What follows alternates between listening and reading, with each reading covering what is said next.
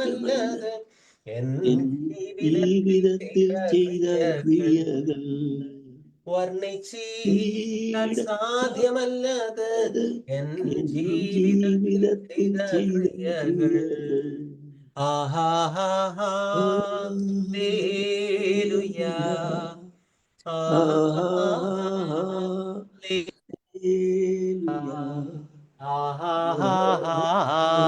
ലേലുയാ, ആഹാ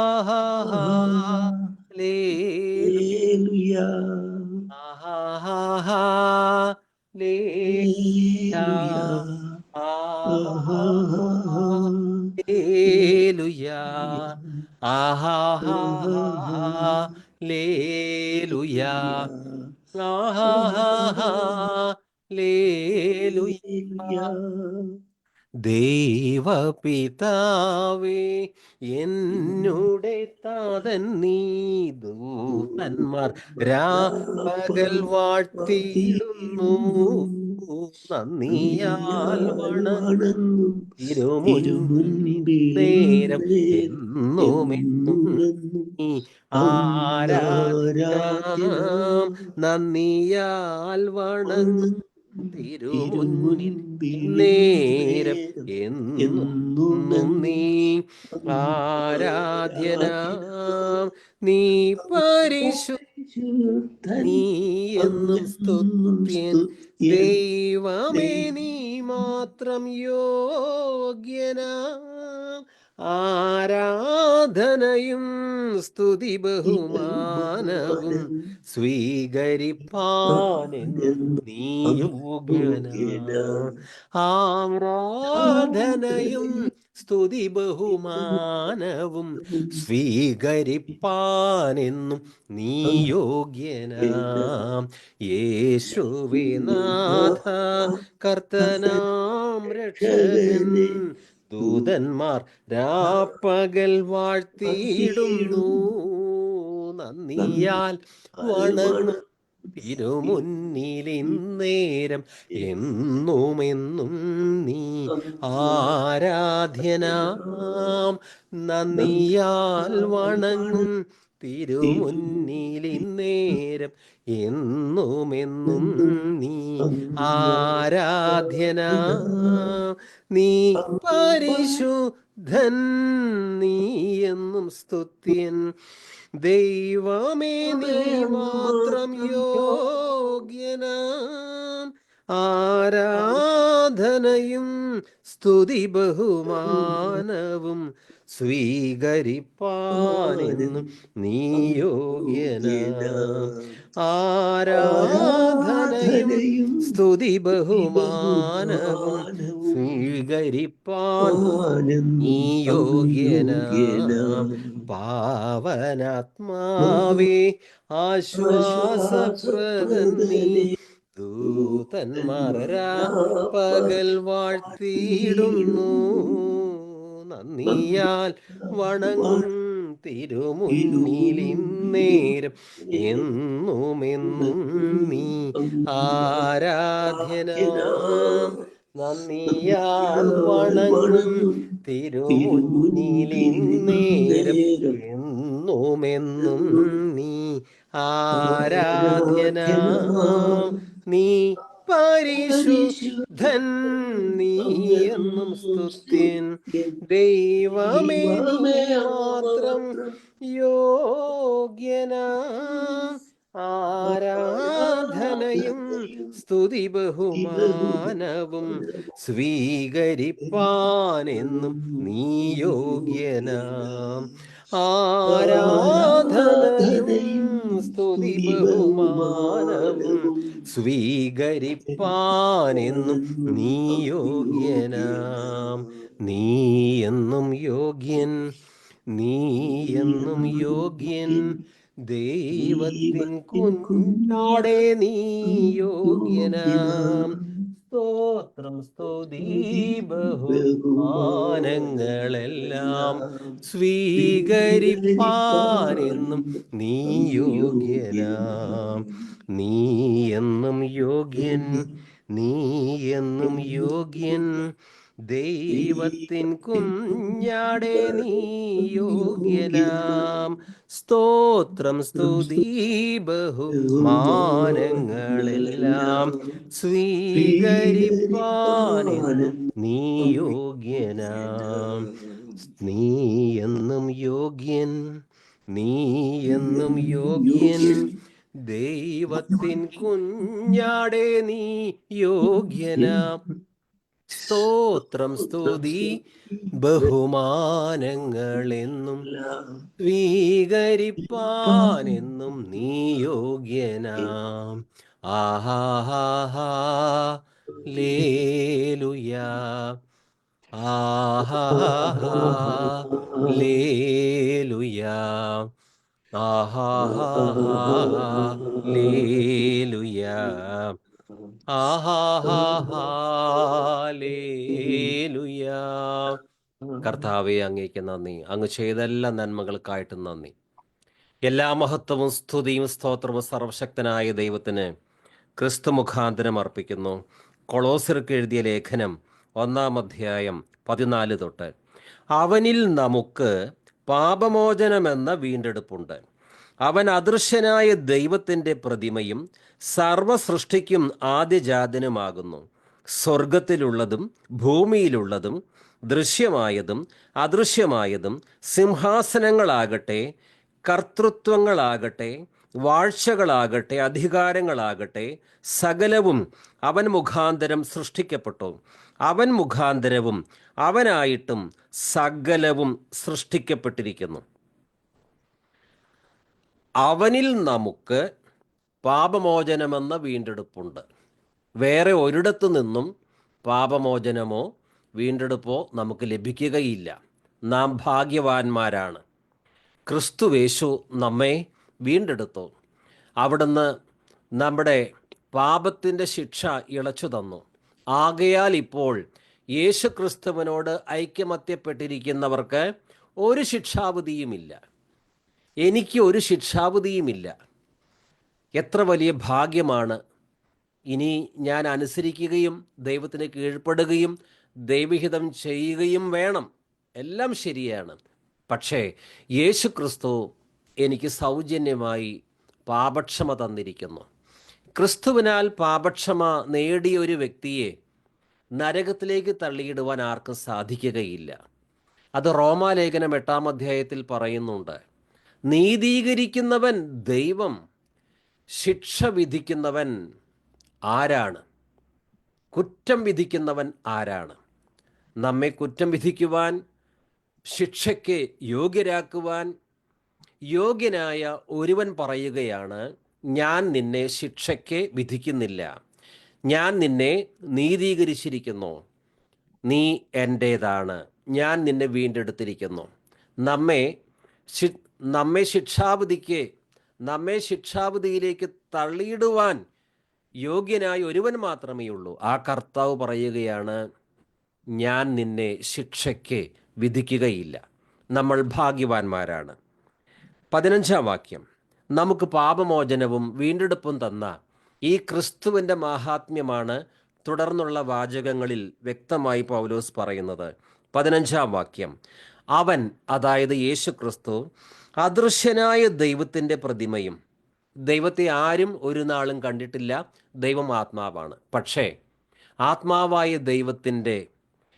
ആത്മാവായ സർവവ്യാപിയായ നിത്യസ്നേഹമായ ഈ ദൈവത്തിൻ്റെ ഗുണങ്ങൾ യേശു ക്രിസ്തുവാണ് പ്രദർശിപ്പിച്ചത്. യേശുവിനെ ജനം കണ്ടപ്പോൾ സ്വർഗീയ പിതാവിൻ്റെ സ്നേഹവും കരുണയും അത്ഭുതശക്തിയും അവർ നേരിട്ട് അനുഭവിച്ചു. അവൻ അദൃശ്യനായ ദൈവത്തിൻ്റെ പ്രതിരൂപവും സർവസൃഷ്ടിക്കും ആദിജാതനുമാകുന്നു. ക്രിസ്തു സൃഷ്ടിക്കപ്പെട്ട സൃഷ്ടികളിൽ ഒരു സൃഷ്ടിയല്ല. ക്രിസ്തു സൃഷ്ടാവാണ്. എന്നാൽ ഇവിടെ സർവസൃഷ്ടിക്കും ആദിജാതനും ആകുന്നു എന്ന് പറയുമ്പോൾ സകല സൃഷ്ടികളുടെയും മേൽ ആധിപത്യമുള്ളവൻ. അങ്ങനെയാണ് ചില ബൈബിൾ പണ്ഡിതന്മാർ ഈ വാക്യത്തെ വ്യാഖ്യാനിക്കുന്നത്. സ്വർഗത്തിലുള്ളതും ഭൂമിയിലുള്ളതും ദൃശ്യമായതും അദൃശ്യമായതും, സിംഹാസനങ്ങളാകട്ടെ കർത്തൃത്വങ്ങൾ ആകട്ടെ, സകലവും അവൻ മുഖാന്തരം സൃഷ്ടിക്കപ്പെട്ടു. ഈ കാണുന്ന പ്രപഞ്ചം, ദൃശ്യമായതും ദൃശ്യമല്ലാത്തതുമായ സകലതും വെറുതെ പൊട്ടിമുളച്ചുണ്ടായതല്ല, ഒരു സ്ഫോടനത്താൽ ഉണ്ടായതല്ല ഇതൊന്നും. ഒരു സൃഷ്ടാവുണ്ട്. ഏതോ അങ്ങ് അകലെയിരിക്കുന്ന ഒരു അദൃശ്യ ശക്തിയല്ല. സ്വർഗീയ പിതാവ് തൻ്റെ പുത്രനായ യേശുക്രിസ്തു മുഖാന്തരമാണ് സകലവും യേശുക്രിസ്തുവിന് വേണ്ടി സൃഷ്ടിച്ചത്. അതുകൊണ്ട് എങ്ങോ അകലെയിരിക്കുന്ന നമ്മോട് യാതൊരു വ്യക്തി ബന്ധവും പുലർത്താത്ത ഏതോ ശക്തിയല്ല ഇത് സൃഷ്ടിച്ചത്. സ്വർഗീയ പിതാവ് തൻ്റെ സ്വന്തം പുത്രനെ ഈ ഭൂമിയിലേക്ക് അയച്ചു. യേശു ക്രൂശിൽ മരിച്ചു. അവിടുന്ന് മരണത്തെ കീഴടക്കി ഉയർത്തെഴുന്നേറ്റു. അന്ധകാരത്തിൻ്റെ ആധിപത്യത്തിൽ നിന്ന് ഈ ക്രിസ്തു നമ്മെ വീണ്ടെടുത്തു. ഈ വീണ്ടെടുത്ത ക്രിസ്തുവിലൂടെയാണ് സകലവും സൃഷ്ടിക്കപ്പെട്ടത്. ക്രിസ്തുവിന് വേണ്ടിയാണ് എല്ലാം സൃഷ്ടിക്കപ്പെട്ടത്. അതുകൊണ്ട് പരിണാമ സിദ്ധാന്തം അത് പൊള്ളയാണ്, കബളിപ്പിക്കുന്നതാണ്. മൃഗം പരിണമിച്ച് മനുഷ്യനായി തീർന്നു. പണ്ട് വളരെ മുമ്പുണ്ടായിരുന്ന ചില ജന്തുക്കൾ പരിണമിച്ച് കൂടുതൽ നിലവാരമുള്ള സൃഷ്ടികളായി മാറും. അതെല്ലാം വചനവിരുദ്ധങ്ങളായ ചിന്തകളാണ്. ചിലർ, ദൈവത്തിൽ ആശ്രയിക്കാത്തവർ, ഈ കർത്താവിൻ്റെ പാപമോചനം, ഈ കർത്താവ് നൽകുന്ന പാപമോചനവും വീണ്ടെടുപ്പും സ്വന്തമാക്കാത്ത ചിലർ പറയാറുണ്ട്, മനുഷ്യൻ പരിണമിച്ച് കുറേ കാലം കഴിഞ്ഞപ്പോൾ ഇതാ മനുഷ്യനായി, ഇനി മനുഷ്യനും പരിണമിക്കാൻ പോവുകയാണ്, ഇപ്പോഴുള്ള മനുഷ്യനേക്കാളും നല്ല ഹയർ മനുഷ്യൻ വരാൻ പോവുകയാണ്. We are evolving toward higher beings. ഇത് തികച്ചും നുണയാണ്. കാരണം ഇങ്ങനെ പരിണമിച്ചുണ്ടായതല്ല ഭൂമി, അതിലെ വസ്തുക്കൾ. ഇപ്പോഴുള്ളത് പരിണമിക്കാനും പോകുന്നില്ല. കാരണം ഇതിനൊരു സൃഷ്ടാവുണ്ട്. അതാണ് നമ്മൾ വായിച്ചത് കൊളോസ്യർ 1:16. കാരണം അവനിൽ, അതായത് യേശുവിൽ, സ്വർഗത്തിലും ഭൂമിയിലുമുള്ള ദൃശ്യവും അദൃശ്യവുമായ എല്ലാ വസ്തുക്കളും സൃഷ്ടിക്കപ്പെട്ടു. സിംഹാസനങ്ങളോ ആധിപത്യങ്ങളോ ശക്തികളോ അധികാരങ്ങളോ എന്തുമാകട്ടെ, എല്ലാം അവനിലൂടെയും അവന് വേണ്ടിയുമാണ് സൃഷ്ടിക്കപ്പെട്ടത്. എല്ലാം അവനിലൂടെയും അവന് വേണ്ടിയുമാണ് സൃഷ്ടിക്കപ്പെട്ടത്. അതൊരു ചെറിയ ഉദാഹരണത്തിലൂടെ വ്യക്തമാക്കാം. ഒരു ധനികനായ മനുഷ്യൻ, അദ്ദേഹത്തിന് ഒരു മനോഹരമായ വീട് ഉണ്ടാക്കണം. ഈ ധനികനായ മനുഷ്യൻ തന്നെ ആ വീടിൻ്റെ പ്ലാൻ വരച്ചു. ആ വീട് ഉണ്ടാക്കാനുള്ള പണവും അദ്ദേഹം തന്നെ സ്വരൂപിച്ചു. അദ്ദേഹം തന്നെ വീട് പണിതു. എന്നിട്ട് അദ്ദേഹം ആ വീട്ടിൽ താമസിച്ചു. ഇദ്ദേഹം എങ്ങനെയാണ് വീട് പണിതത്? തൻ്റെ ബുദ്ധിക്ക് ഏറ്റവും മനോഹരമായ ഒരു വീട്. ഇതുപോലെ തന്നെ ദൈവമാണ്, കർത്താവാണ് ഈ പ്രപഞ്ചം സൃഷ്ടിച്ചത്. ആർക്കു വേണ്ടി? ഇവിടെ നാം വായിക്കുന്നത് എല്ലാം അവനിലൂടെയും ക്രിസ്തുവിലൂടെയും അവനു വേണ്ടിയുമാണ് സൃഷ്ടിക്കപ്പെട്ടത്. അതുകൊണ്ട് ഒരു സൃഷ്ടാവുണ്ട്. ആ സൃഷ്ടാവ് സർവശക്തനായ കർത്താവ് നൽകുന്ന പാപമോചനവും വീണ്ടെടുപ്പും അനുഭവിച്ച ഒരു വിശ്വാസിക്കറിയാം ഈ പ്രപഞ്ചത്തെ കർത്താവായ യേശുവാണ് താങ്ങി നിർത്തുന്നത് എന്നുള്ള യാഥാർത്ഥ്യം. ആ കർത്താവുമായി വ്യക്തിപരമായ ബന്ധമില്ലാത്ത പലരും ഈ ലോകപ്രകാരം പണ്ഡിതന്മാരായിരിക്കാം, പക്ഷേ അവർക്ക് ദൈവിക ജ്ഞാനം ഇല്ലാത്തതുകൊണ്ട് തികച്ചും ഭോഷത്വം പറഞ്ഞ് മറ്റുള്ളവരെ ദൈവത്തിൽ നിന്ന് അകറ്റി നിത്യമായ ശിക്ഷാവധിയിലേക്ക് ചാടിച്ചു കൊണ്ടിരിക്കുകയാണ്. എബ്രായ ലേഖനം 1:2 പറയുന്നത്, എന്നാൽ ഈ അവസാന നാളുകളിൽ തൻ്റെ പുത്രൻ വഴി അവിടുന്ന് നമ്മോട് സംസാരിച്ചിരിക്കുന്നു. അവനെ അവിടുന്ന് സകലത്തിൻ്റെയും അവകാശിയായി നിയമിക്കുകയും അവൻ മുഖേന പ്രപഞ്ചത്തെ സൃഷ്ടിക്കുകയും ചെയ്തു. പ്രപഞ്ചം ഒരു പൊട്ടിത്തെറി വഴി ഉണ്ടായതല്ല, ദൈവം ഇതിനെ സൃഷ്ടിച്ചതാണ്.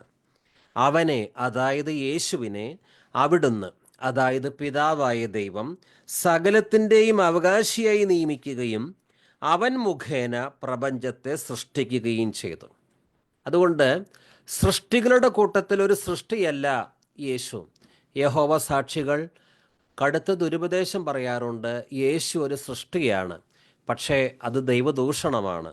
പിന്നെയോ അവിടുന്ന് സകലത്തിൻ്റെയും അവകാശിയായി അവിടുന്ന് സകലത്തിൻ്റെയും അവകാശിയായി നിയമിക്കുകയും അവൻ മുഖേന പ്രപഞ്ചത്തെ സൃഷ്ടിക്കുകയും ചെയ്തു.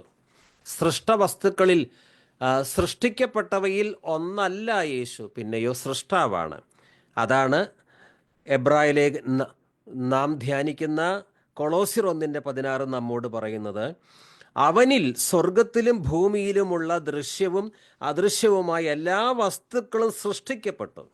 യേശു ഒരു സൃഷ്ടിയല്ല, പിന്നെയോ അവനിൽ, അതായത് ക്രിസ്തുവിൽ സ്വർഗത്തിലും ഭൂമിയിലുമുള്ള ദൃശ്യവും അദൃശ്യവുമായ എല്ലാ വസ്തുക്കളും സൃഷ്ടിക്കപ്പെട്ടു. സിംഹാസനങ്ങളോ ആധിപത്യങ്ങളോ ശക്തികളോ അധികാരങ്ങളോ എന്തുമാകട്ടെ, എല്ലാം അവനിലൂടെയും അവനു വേണ്ടിയുമാണ് സൃഷ്ടിക്കപ്പെട്ടത്. ഈ സകല പ്രപഞ്ചവും, ദ ഹോൾ ഓഫ് കോസ്മോസ്, അത് സൃഷ്ടിച്ചത് യേശുവാണ്. ആർക്ക് വേണ്ടി? യേശുവിന് വേണ്ടി. എല്ലാം അവനിലൂടെയും അവനു വേണ്ടിയുമാണ് സൃഷ്ടിക്കപ്പെട്ടത്. റോമാലേഖനം 11:34. എന്തെന്നാൽ ദൈവത്തിൻ്റെ മനസ്സറിഞ്ഞത് ആര്? അവിടത്തേക്ക് ഉപദേഷ്ടാവായത് ആര്? ഹല്ലേലൂയ, സ്തോത്രം, ദൈവത്തിന് സ്തോത്രം. വീണ്ടും കൊളോസ്യർ 1:16 വായിക്കുകയാണ്. കൊളോസ്യർ 1:16. കാരണം അവനിൽ സ്വർഗത്തിലും ഭൂമിയിലുമുള്ള ദൃശ്യവും അദൃശ്യവുമായ എല്ലാ വസ്തുക്കളും സൃഷ്ടിക്കപ്പെട്ടു.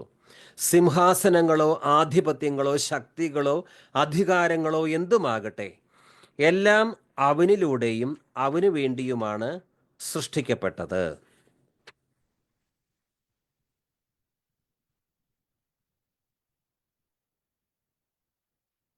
All things were created in the heavens and on earth. എല്ലാതും ക്രിസ്തുവിന് വേണ്ടി സൃഷ്ടിക്കപ്പെട്ടു. സൃഷ്ടാവില്ല എന്ന് പറയുന്ന മനുഷ്യർ ഈ ഭൂമിയിലുണ്ട്. സകലവും സൃഷ്ടിച്ച ഒരു സൃഷ്ടാവില്ലായിരുന്നുവെങ്കിൽ എത്ര വലിയ അപകടമാണ് സംഭവിക്കുക. ഒരു സൃഷ്ടാവില്ലെങ്കിൽ എന്തായിരിക്കും അപകടം? എല്ലാം പരിണമിച്ച് അങ്ങുണ്ടായതാണ് എങ്കിൽ ഒരു മോറൽ ലോ അതുണ്ടാകുകയില്ല, ഒരു ഡിവൈൻ മോറൽ അതോറിറ്റി ഇല്ല. അങ്ങനെ വരുമ്പോൾ നമുക്കറിയാം, ദൈവം പരിശുദ്ധനാണ്. അവിടുന്ന് പാപത്തെ അല്പം പോലും ഇഷ്ടപ്പെടുന്നവനല്ല. പത്രോസിൻ്റെ ലേഖനം നമ്മോട് പറയുന്നുണ്ട്, ഞാൻ പരിശുദ്ധനാകയാൽ നിങ്ങളും വിശുദ്ധരായിരിക്കുവിൻ. പക്ഷേ പരിശുദ്ധനായൊരു ദൈവമില്ല എങ്കിലോ ഏത് മനുഷ്യനും ഏത് മ്ലേച്ഛതയും ചെയ്യാം.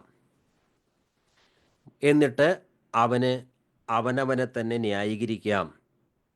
ലൈംഗിക അരാജകത്വം, മോഷണം, മറ്റ് വൃത്തികേടുകൾ, കൊലപാതകങ്ങൾ എന്തും ചെയ്യാം.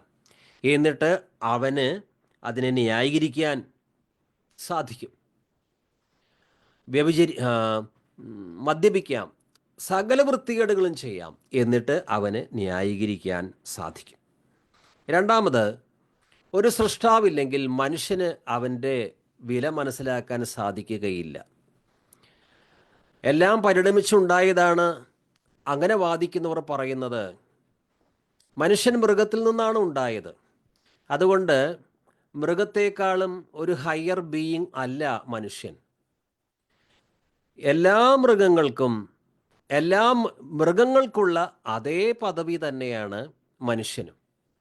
അത് ചിന്തിച്ചാൽ മനുഷ്യന് ഒരിക്കലും ഒരു സെൽഫ് ഇമേജ് ഉണ്ടാകുകയില്ല. കാരണം ഒരു പുഴുവും പഴുതാരയും മനുഷ്യനും ഒരേ കാറ്റഗറിയിലാണ് നിൽക്കുന്നത്. എങ്ങോ പണ്ടുണ്ടായിരുന്ന ഒരു ജീവിയിൽ നിന്ന് പരിണമിച്ച് സകല ജീവികളുമുണ്ടായി. അപ്പോൾ എല്ലാവരും ഒരേ നിരയിലാണ് നിൽക്കുന്നത്. ഒരു റിമോട്ട് കോമൺ ആൻസസ്റ്ററിൽ നിന്നാണ് ഈ ജീവജാലങ്ങളൊക്കെ ഉണ്ടായത് എന്നാണ് അവർ പറയുന്നത്. ഇത് വിശ്വസിച്ചാൽ ഒരുവന് അവൻ്റെ വില മനസ്സിലാക്കാൻ സാധിക്കുകയില്ല മനുഷ്യന്. പക്ഷേ ദൈവം മനുഷ്യനെ എങ്ങനെ സൃഷ്ടിച്ചു? മറ്റെല്ലാ ജന്തുജാലങ്ങളിൽ നിന്നും അതിശ്രേഷ്ഠനായിട്ടാണ് സൃഷ്ടിച്ചത്. എങ്ങനെ സൃഷ്ടിച്ചു? തൻ്റെ സ്വന്തം സ്വരൂപത്തിൽ ഛായയിൽ സൃഷ്ടിച്ചു. അല്ലാതെ നമ്മളും പട്ടിയും പാമ്പും പുഴുവും എല്ലാം ഒരേ കാറ്റഗറിയിൽ പെട്ടതല്ല. മനുഷ്യൻ്റെ ഉള്ളിലാണ് ദൈവം ആത്മാവിനെ കൊടുത്തിരിക്കുന്നത്. ദൈവം മനുഷ്യനെ സൃഷ്ടിക്കുക മാത്രമല്ല, ദൈവം മനുഷ്യനെ സ്നേഹിക്കുന്നു. നീ എനിക്ക് വിലയേറിയവനും ബഹുമാനിനും പ്രിയങ്കരനുമായി ഞാൻ നിന്നെ സ്നേഹിച്ചിരിക്കുന്നു. മാത്രമോ, ഈ ദൈവത്തിൻ്റെ മക്കളാണ് നാം യേശുക്രിസ്തു മുഖാന്തരം. നമ്മൾ സ്വർഗീയ അനുഗ്രഹങ്ങളുടെ അവകാശിയാണ്. നമുക്ക് നമ്മുടെ വില തിരിച്ചറിയുവാൻ സാധിക്കുന്നു. സ്നേഹവാനായൊരു ദൈവത്തിൻ്റെ മക്കളാകുമ്പോഴാണ് നാം എത്ര വിലപ്പെട്ടവരാണ്, ദൈവത്തിന് നമ്മൾ എത്ര വിലപ്പെട്ടവരാണ് എന്നുള്ള കാര്യം തിരിച്ചറിയുന്നത്. പക്ഷേ ഒരു സൃഷ്ടാവില്ല എന്നുള്ള തെറ്റായ സിദ്ധാന്തം വിശ്വസിക്കുമ്പോൾ ഞാനും ഒരു മൃഗവും തമ്മിൽ ഒരു വ്യത്യാസവും ഇല്ല. അങ്ങനെയുള്ള തെറ്റായ ചിന്ത. അടുത്തതായി, ഒരു സൃഷ്ടാവില്ല എന്നുള്ള സിദ്ധാന്തം വിശ്വസിക്കുമ്പോൾ മനുഷ്യൻ്റെ ജീവിതത്തിൻ്റെ പർപ്പസ് തന്നെ അവർ നശിപ്പിക്കുകയാണ്. എന്താണ്? Evolution destroys all eternal purpose in life. നാം നിത്യതയ്ക്ക് വേണ്ടിയാണ് സൃഷ്ടിക്കപ്പെട്ടിരിക്കുന്നത്. എന്നാൽ എവല്യൂഷൻ പറയുന്നത് തിന്നുക, കുടിക്കുക, നാളെ മരിക്കുക. ഒരു മൃഗം ചത്തുപോകുന്നത് പോലെ മനുഷ്യനും ചത്തുപോകുന്നു. പക്ഷേ കർത്താവായ യേശു ക്രിസ്തു എന്താണ് പറഞ്ഞത്? എന്നിൽ വിശ്വസിക്കുന്നവൻ ഒരു നാളും മരിക്കുകയില്ല. ഞാൻ തന്നെയാണ് പുനരുത്ഥാനവും ജീവനും. ക്രിസ്തുവിൽ വിശ്വസിക്കുന്നവർക്ക് നിത്യജീവനുണ്ട്. അതുകൊണ്ട് സൃഷ്ടാവില്ല എന്നുള്ള ആ എവല്യൂഷൻ തിയറി ഒരു മനുഷ്യൻ വിശ്വസിച്ചാൽ നിത്യജീവൻ അവൻ എന്നേക്കുമായി നഷ്ടപ്പെടുത്തുകയാണ് ചെയ്യുന്നത്. ഇനി അടുത്തതായി, സൃഷ്ടാവില്ല എന്നുള്ള സിദ്ധാന്തം വിശ്വസിക്കുകയാണെങ്കിൽ മനുഷ്യന് യാതൊരു പ്രത്യാശയും ഇല്ല. ടൈറ്റാനിക് വലിയ കപ്പലാണ്. അതിൽ ധാരാളം പണക്കാർ യാത്ര ചെയ്യുകയാണ്. വളരെയധികം അവർ ആഘോഷിക്കുന്നു, നൃത്തം ചെയ്യുന്നു, മദ്യപിക്കുന്നു, എല്ലാവിധ ആനന്ദവും അതിലുണ്ട്. പക്ഷെ അത് മുങ്ങാൻ പോവുകയാണ്. മുങ്ങാൻ പോകുന്ന കപ്പലിനുള്ളിൽ നിന്നുകൊണ്ടാണ് അവർ ഈ രീതിയിലുള്ള വിനോദങ്ങളിൽ ഏർപ്പെടുന്നത്. ഇതാണ് ദൈവത്തെ ഒഴിവാക്കിയ മനുഷ്യൻ്റെ സന്തോഷം എന്ന് പറയുന്നത്. കർത്താവിനെ ഒഴിവാക്കിയ ഒരു മനുഷ്യന് ഒരുപക്ഷെ ഇപ്പോൾ ചില സന്തോഷങ്ങളും പണവും പദവികളൊക്കെ ഉണ്ടായാലും മുങ്ങാൻ പോകുന്ന കപ്പലിൽ നിന്ന് തുള്ളിച്ചാടുന്ന ഒരു വ്യക്തിയെ പോലെയാണ് അവൻ. ലോകവും അതിലുള്ള സമസ്തവും, ലോകവും അതിൻ്റെ മോഹങ്ങളും ഒഴിഞ്ഞു പോകും. ദൈവത്തിൻ്റെ ഇഷ്ടം നിറവേറ്റുന്നവനോ എന്നേക്കും നിലനിൽക്കും. ഇനി സൃഷ്ടാവില്ല, ഈ പ്രപഞ്ചമെല്ലാം ഒരു പൊട്ടിത്തെറി വഴി ഉണ്ടായി. മനുഷ്യനും ഒരു കുരങ്ങൻ പരിണമിച്ച് മനുഷ്യനായി തീർന്നതാണ്. അതൊക്കെ വിശ്വസിക്കുകയാണെങ്കിൽ പാപം ചെയ്യാൻ, തെറ്റ് ചെയ്യാൻ ഒരു ഭയവും മനുഷ്യനുണ്ടാവുകയില്ല. നരകത്തിൽ അവൻ വിശ്വസിക്കുകയില്ല, ദൈവത്തെ ഭയപ്പെടുകയില്ല. ദൈവഭയം നഷ്ടപ്പെട്ടാൽ, ഞാൻ തെറ്റ് ചെയ്താൽ ദൈവം എന്നെ ശിക്ഷിക്കും എന്നുള്ള ഭയം ഇല്ല എങ്കിൽ പല വൃത്തികേടുകളും ക്രൂരതകളും മനുഷ്യൻ ചെയ്യും. അതുകൊണ്ട് എല്ലാം കൊണ്ടും മനുഷ്യനെ നശിപ്പിക്കുന്ന ഒന്നാണ് സൃഷ്ടാവില്ലാതെ ഈ പ്രപഞ്ചം ഉണ്ടായി. ഈ പ്രപഞ്ചം അങ്ങനെ തനിയെ ഏതോ ശക്തിയാൽ നിലനിന്ന് പോവുകയാണ് എന്നൊക്കെയുള്ള സിദ്ധാന്തം. എന്നാൽ ദൈവത്തിൻ്റെ വചനം നമുക്ക് സുബോധം തരികയാണ്. കൊളോസ്യർ 1:16, കാരണം അവനിൽ സ്വർഗത്തിലും ഭൂമിയിലുമുള്ള ദൃശ്യവും അദൃശ്യവുമായ എല്ലാ വസ്തുക്കളും സൃഷ്ടിക്കപ്പെട്ടു. സിംഹാസനങ്ങളോ ആധിപത്യങ്ങളോ ശക്തികളോ അധികാരങ്ങളോ എന്തുമാകട്ടെ, എല്ലാം അവനിലൂടെയും അവനു വേണ്ടിയുമാണ് സൃഷ്ടിക്കപ്പെട്ടത്. ഏശയ്യാ 43:11 തൊട്ട്. അതിനു മുമ്പ് കൊളോസ്യർ 1:17. അടുത്ത വാക്യത്തിൽ പറയുന്നത് കൊളോസ്യർ 1:17, അവനാണ് എല്ലാറ്റിനും മുമ്പുള്ളവൻ, അവനിൽ സമസ്തവും സ്ഥിതി ചെയ്യുന്നു. ഇതാണ് ശരിയായ ഉത്തരം. എല്ലാ ചോദ്യങ്ങൾക്കുമുള്ള ഉത്തരം ഇതാണ്. ഈ പ്രപഞ്ചം എങ്ങനെ ഉണ്ടായി? ആര് പരിപാലിക്കുന്നു? എങ്ങനെ ഇത് നിലനിൽക്കുന്നു? അവനാണ് എല്ലാറ്റിനും മുമ്പുള്ളവൻ, അവനിൽ സമസ്തവും സ്ഥിതി ചെയ്യുന്നു. ഏശയ്യാ 43:11 വാക്യം തൊട്ട്.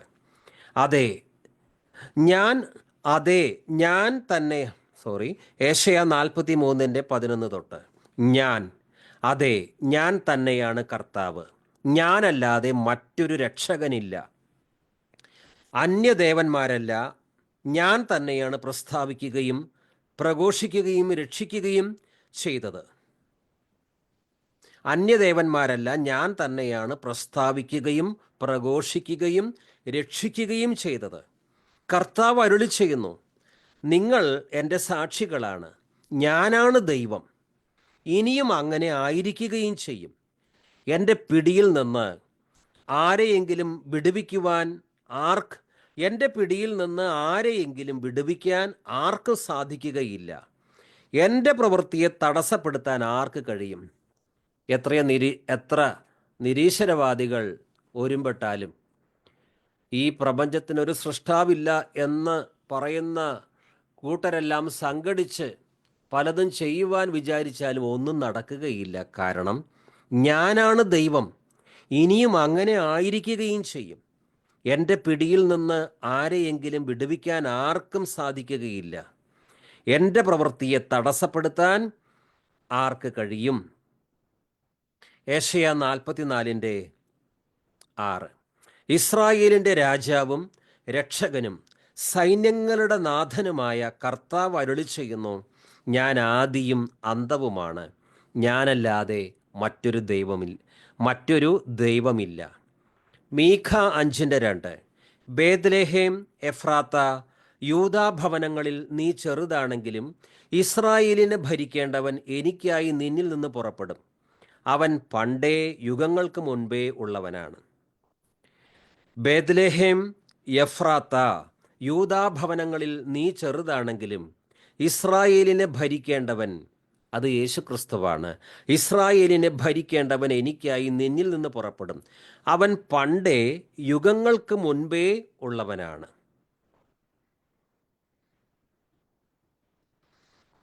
ഇവിടെ കൊളോസ്യർ 1:17 നമ്മൾ നേരത്തെ വായിച്ചത്, അവനാണ് എല്ലാറ്റിനും മുമ്പുള്ളവൻ. ആര്? യേശുക്രിസ്തു. അവനാണ് എല്ലാറ്റിനും മുമ്പുള്ളവൻ, അവനിൽ സമസ്തവും സ്ഥിതി ചെയ്യുന്നു. ഇനി സിസ്റ്റർ യോഹന്നാൻ 1:1-3 വരെയുള്ള വാക്യങ്ങളൊന്ന് വായിക്കാം. യോഹന്നാൻ 1:1-3 വരെ. യോഹന്നാൻ 1:1-3 വരെ. ആദിയിൽ വചനം ഉണ്ടായിരുന്നു, വചനം ദൈവത്തോടു കൂടെ ആയിരുന്നു, വചനം ദൈവമായിരുന്നു. അവൻ ആദിയിൽ ദൈവത്തോടു കൂടെ ആയിരുന്നു. സകലവും അവൻ മുഖാന്തരം ഉളവായതൊന്നും അവനെ കൂടാതെ ഉളവായതല്ല. യേശുക്രിസ്തു എല്ലാറ്റിനും മുമ്പുള്ളവൻ എന്നാണ് കൊളോസ്യർ 1:17 പറയുന്നത്. ആ കാര്യത്തിന് ഒത്തുവാക്യങ്ങളാണ് നമ്മൾ വായിച്ചു കൊണ്ടിരിക്കുന്നത്. യോഹന്നാൻ 1:1-3 വരെ. യോഹന്നാൻ 1:1-3 വരെ. ആദിയിൽ വചനമുണ്ടായിരുന്നു, വചനം ദൈവത്തോടു കൂടെ ആയിരുന്നു, വചനം ദൈവമായിരുന്നു. അവൻ ആദിയിൽ ദൈവത്തോടു കൂടെ ആയിരുന്നു. സമസ്തവും അവനിലൂടെ ഉണ്ടായി, ഒന്നും അവനെ കൂടാതെ ഉണ്ടായിട്ടില്ല. സമസ്തവും അവനിലൂടെ, യേശുവിലൂടെ ഉണ്ടായി, ഒന്നും അവനെ കൂടാതെ ഉണ്ടായിട്ടില്ല. ഇക്കാര്യം അന്നത്തെ യഹൂദന്മാർക്ക്, അവരിൽ പലർക്കും മനസ്സിലാക്കാൻ പറ്റിയില്ല. ക്രിസ്തു അവരോട് പറഞ്ഞു, യോഹന്നാൻ 8:57 തൊട്ട്. അപ്പോൾ യഹൂദർ പറഞ്ഞു, നിനക്ക് ഇനിയും 50 വയസ്സായിട്ടില്ല, എന്നിട്ടും നീ അബ്രഹാത്തെ കണ്ടുവെന്നോ? യേശു പറഞ്ഞു, സത്യം സത്യമായി ഞാൻ നിങ്ങളോട് പറയുന്നു, അബ്രഹാം ഉണ്ടാകുന്നതിന് മുമ്പ് ഞാനുണ്ട്. യേശു പറഞ്ഞു, സത്യം സത്യമായി ഞാൻ നിങ്ങളോട് പറയുന്നു, അബ്രഹാം ഉണ്ടാകുന്നതിന് മുമ്പ് ഞാനുണ്ട്.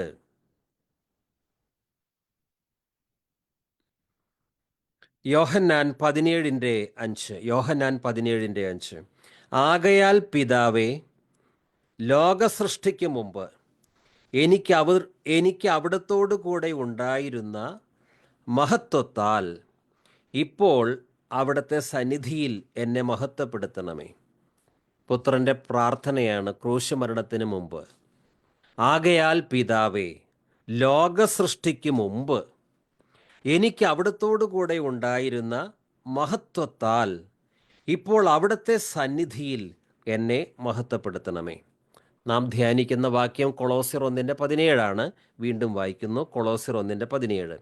അവനാണ് എല്ലാറ്റിനും മുമ്പുള്ളവൻ, അവനിൽ സമസ്തവും സ്ഥിതി ചെയ്യുന്നു. വെളിപ്പാട് 22:13. ഞാൻ ആൽഫയും ഒമേഗയുമാണ്, ഒന്നാമനും ഒടുവിലത്തവനും ആദിയും അന്തവും. യേശുക്രിസ്തു പ്രഖ്യാപിക്കുന്നു, ഞാൻ ആൽഫയും ഒമേഗയുമാണ്, ഒന്നാമനും ഒടുവിലത്തവനും ആദിയും അന്തവും. അടുത്ത വാക്യം വായിക്കാം. വെളിപ്പാട് 1:1. ഞാൻ ആൽഫയും ഒമേഗയുമാകുന്നു എന്ന് ഇരിക്കുന്നവനും ഇരുന്നവനും വരുന്നവനുമായി സർവശക്തിയുള്ള ദൈവമായ കർത്താവ് അരുളിച്ചെയ്യുന്നു. വെളിപ്പാട് 1:8.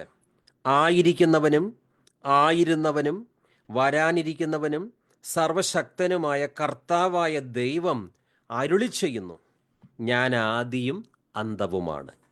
ആയിരിക്കുന്നവനും ആയിരുന്നവനും വരാനിരിക്കുന്നവനും സർവശക്തനുമായ കർത്താവായ ദൈവം അരുളി ചെയ്യുന്നു, ഞാൻ ആദിയും അന്തവുമാണ്.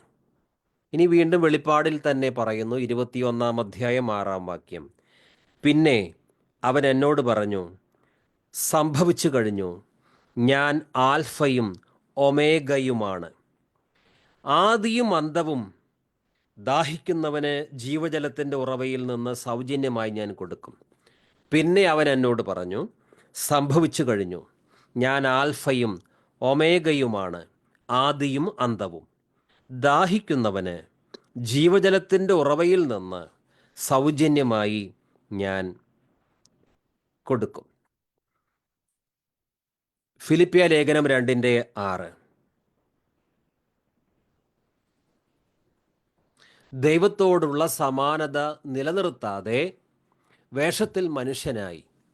ദൈവത്തോടുള്ള സമാനത ഉണ്ടായിരുന്നു, പക്ഷേ അത് നിലനിർത്താതെ വേഷത്തിൽ മനുഷ്യനായി ഈ ഭൂമിയിലേക്ക് വന്നു. എന്തിനു വേണ്ടി? നമ്മെ രക്ഷിക്കുവാൻ വേണ്ടി. വീണ്ടും കൊളോസ്യർ 1:17. അവനാണ് എല്ലാറ്റിനും മുമ്പുള്ളവൻ, അവനിൽ സമസ്തവും സ്ഥിതി ചെയ്യുന്നു. അവനാണ് എല്ലാറ്റിനും മുമ്പുള്ളവൻ. അതിന് നമ്മൾ ചില വാക്യങ്ങൾ വായിച്ചു കഴിഞ്ഞു. അവനിൽ സമസ്തവും സ്ഥിതി ചെയ്യുന്നു.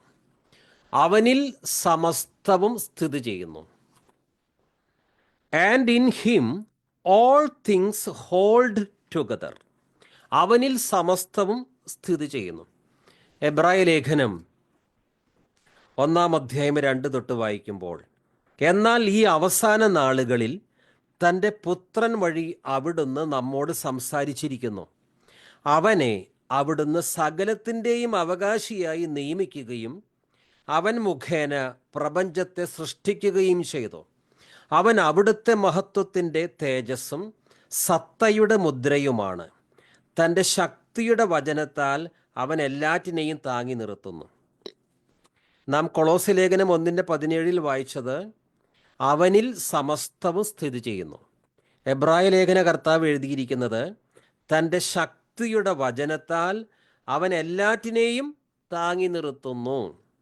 വെറുതെ ഏതോ അദൃശ്യനായൊരു ശക്തി ഈ പ്രപഞ്ചത്തെ താങ്ങി നിർത്തുന്ന പ്രതിഭാസമല്ല, പേരില്ലാത്ത ഏതോ ശക്തിയല്ല, പിന്നെയോ യേശുക്രിസ്തുവാണ്. തൻ്റെ ശക്തിയുടെ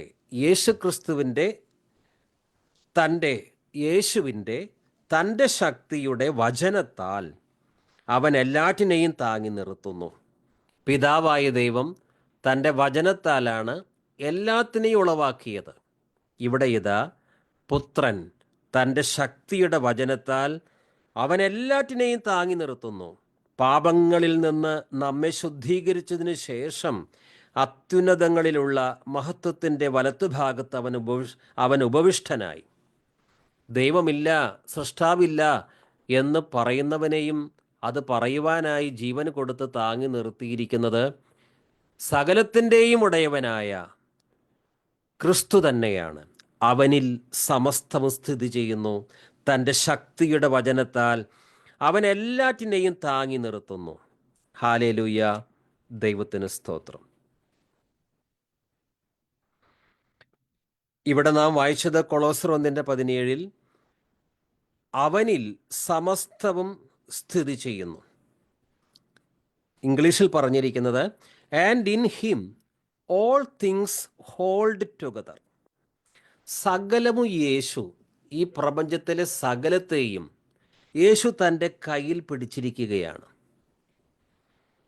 താങ്ങി നിർത്തുകയാണ്, പരിപാലിക്കുകയാണ്. സൃഷ്ടിക്കുക മാത്രമല്ല, അതിനെ നിലനിർത്തി സൂക്ഷിച്ചു പോരുകയാണ്. എന്നാൽ കർത്താവ് ഈ പ്രപഞ്ചത്തെ ഈ രീതിയിൽ നിയന്ത്രിക്കുന്നില്ല, താങ്ങി നിർത്തുന്നില്ല എന്ന് കരുതുക. അപ്പോൾ എന്ത് സംഭവിക്കും? സൂര്യൻ്റെ ഉപരിതലത്തിന് 12,000 ഡിഗ്രി ഫാരൻഹീറ്റ് ചൂടുണ്ട്. സൂര്യൻ ഭൂമിയോട് അല്പം അടുത്താൽ ഭൂമി കരിഞ്ഞു പോകും. ഇത്രയും ചൂടുള്ള ഈ സൂര്യൻ കർത്താവ് നിശ്ചയിച്ച അകലത്തിൽ നിന്ന് കുറച്ചുകൂടി അകലത്തേക്ക് പോവുകയാണെങ്കിൽ ഭൂമിയിൽ കടുത്ത തണുപ്പായിരിക്കും, ആർക്കും ജീവിക്കാൻ പറ്റില്ല. ഇനി നമ്മുടെ ഗ്ലോബ് 23 ഡിഗ്രി കൃത്യം ചെരിഞ്ഞാണ് നിൽക്കുന്നത്. അതുകൊണ്ടാണ് 4 കാലാവസ്ഥകൾ ഉണ്ടാകുന്നത്. സീസൺ മാറുന്നത് അതുകൊണ്ടാണ്. അല്ല എങ്കിൽ ചൂടുകാലം കഴിഞ്ഞ് ഒരു മഞ്ഞുകാലം വരികയില്ല, മഴക്കാലം കഴിഞ്ഞ് വേനൽക്കാലം വരികയില്ല, കാലാവസ്ഥയ്ക്ക് വ്യത്യാസം വരികയില്ല. ഇനി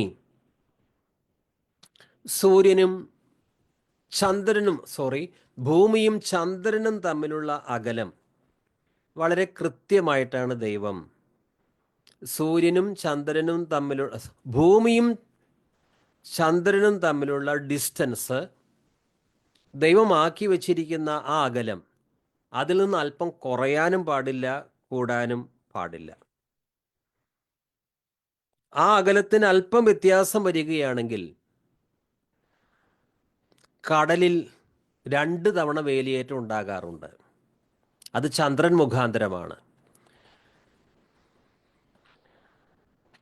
ഈ അകലത്തിന് വ്യത്യാസം വരികയാണെങ്കിൽ ഭൂമിയിൽ 2 തവണ ഭയങ്കര വെള്ളപ്പൊക്കം ഉണ്ടാകും.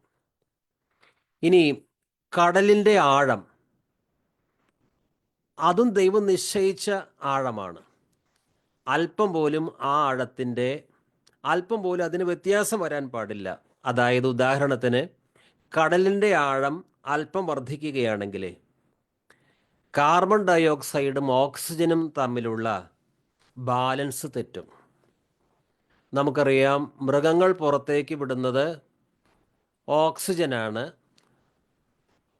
മൃഗങ്ങളകത്തേക്ക്, മനുഷ്യനടക്കം ശ്വസിക്കുന്നത് ഓക്സിജനാണ്, പുറത്തേക്ക് വിടുന്നത് കാർബൺ ഡയോക്സൈഡാണ്. ഈ കാർബൺ ഡയോക്സൈഡും ഓക്സിജനും തമ്മിലുള്ള ആ ബാലൻസ് തെറ്റുമ്പോൾ ഭൂമിയിൽ മനുഷ്യനും സസ്യങ്ങളും ഉണ്ടാവുകയില്ല.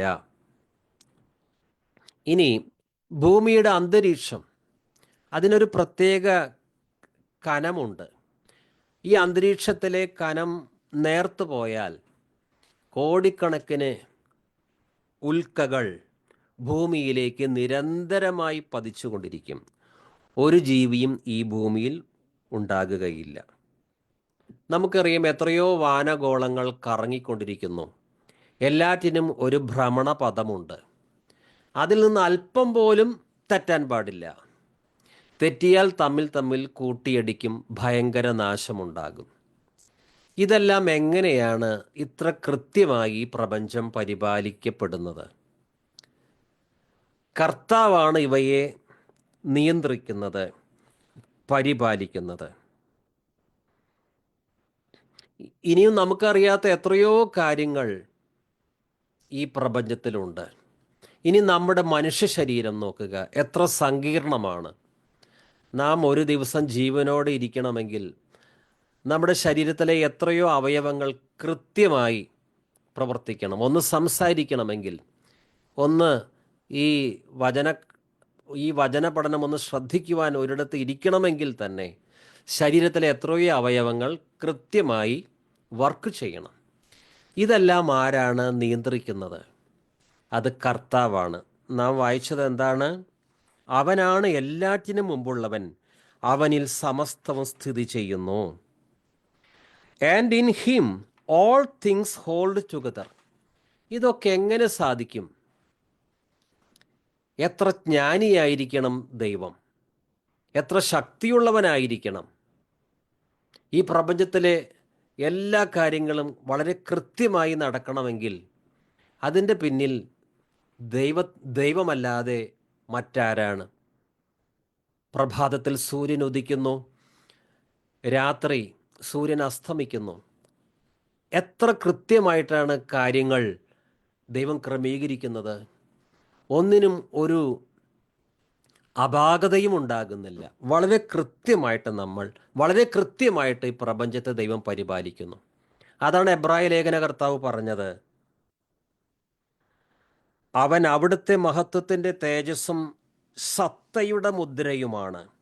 തൻ്റെ ശക്തിയുടെ വചനത്താൽ അവൻ എല്ലാറ്റിനെയും താങ്ങി നിർത്തുന്നു. ഇനി സിസ്റ്റർ റോമാലേഖനം 11:33 വായിക്കാം. റോമാലേഖനം 11:33. റോമ 11:33. ആ ദൈവത്തിന്റെ ധനം, ജ്ഞാനം, അറിവ് എന്നിവയുടെ ആഴമേ, അവന്റെ ന്യായവിധികൾ എത്ര അപ്രമേയവും അവന്റെ വഴികൾ എത്ര അഗോചരവുമാകുന്നു. റോമാലേഖനം 11:33.